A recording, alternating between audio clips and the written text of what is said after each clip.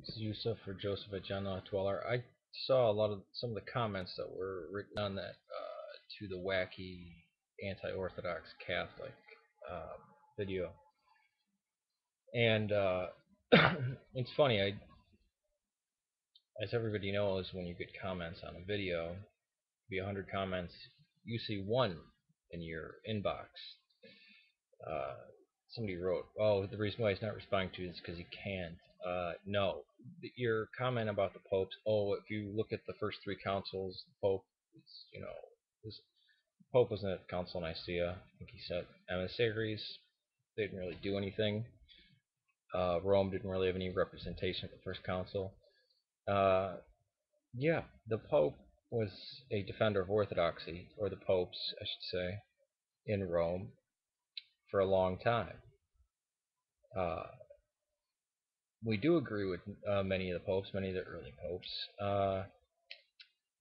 First among equals, yeah. He didn't have jurisdiction over the world. I don't know where you're getting that from. Because we agree that people have to be in communion with Rome and have orthodoxy. Once Rome steps out of orthodoxy, it's not valid. What about Honorius? He was a Monophysite. Are you guys Monophysites? No. Um, if the Pope were to pick up a copy of the Book of Mormon and say, okay, well, we all have to believe this now, you'd say no. You'd reject him. The Pope can't go against orthodoxy. He's not allowed to. It doesn't mean he can't, as in anything that he says is orthodox, but he is not allowed to. When they started bringing in their innovations, that's when the other four sees, there were five, it's not just between Rome and Constantinople. When the other sees heard about what had happened, they're like, no. Some of them initially were for Rome. They're like, no, Rome. And they're like, wait a minute. And then they heard what was being said, and they said, no, you can't do that. You can't just change the creed. You can't do any of these other things. And the Pope didn't have jurisdiction over the entire world. No. Uh,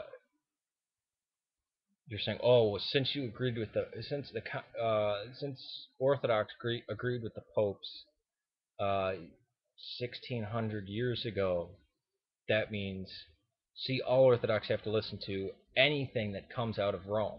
No, because there's bad teachings that came out of Rome. There's innovations, and Rome has switched back a couple times. Their councils have contradicted each other. No, if Rome strays, which it did, it's no longer. It's not. We don't have to listen to them. In fact, we must reject them. And if we were to resurrect the popes from the past, they would agree with us because there's way too many changes done. Vatican II was clearly an attempt to get Protestants back. Why did you turn around the altars? Why did you rip out the altars and turn them around? Just change the whole service. Uh, there are so many things in Vatican II that are messed up.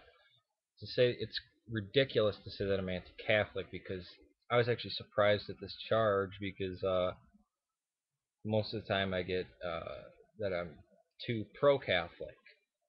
Many people in my family are Catholics. I don't hate Catholics. I encourage them to go back to their church. I would encourage these very Protestant arguing. Actually, they are Protestants because if anybody in the church were to see these comments, they would wind up siding with me, because your Protestant arguments don't work. I mean, not even your Pope in Rome, Benedict XVI, wouldn't stand for these arguments. Uh, the whole idea. Oh, you want. Uh, Rome called Henry VIII the defender of the faith. Henry VIII wrote a book on the seven sacraments. Should you always listen to Canterbury? Should you always listen to Henry VIII? No, he became apostate from Rome. Oh no, we have to listen to him because Rome. The argument is spurious, and you guys know it. If Rome goes counter orthodoxy, we have to oppose it in respect to Rome, in respect to the Catholic Church. That's why we reject it, because they brought in too many new teachings. Peace to you.